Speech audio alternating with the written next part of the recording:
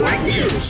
Patay ang driver at backrider ng motorsiklo at sugatan naman ang isa pang backrider matapos sumalpok ang minamanihong motor sa kasalubong na fuel tanker sa National Highway sa Purok 1, Barangay Orbistundo sa bayan ng Claver, Surigao del Norte. Dead on the spot ang driver na kinilalang si Marvin Napabiling, 22 taong gulang at residente sa Barangay Sapa sa nasabing bayan. Patay din ang isa pang backrider na di pa pinangalanan ng mga otoridad at sugatan din ang isa pang backrider na kinilalang si Isagani Mandol Nahiyal na nasa critical ang kalagayan sa pagamutan. Kaagad namang sumuko sa Claver Municipal Police Station ang driver ng fuel tanker na kinilalang si Junil Istosi Andoy, 30 taong gulang. Ayon sa isinagawang imbestigasyon ng PNP na binabaybay ng fuel tanker ang National Highway patungo sana sa Surigao del Sur para mag-deliver ng gasolina, ngunit biglang sumalpok ang kasalubong na motor sakay ang mga biktima.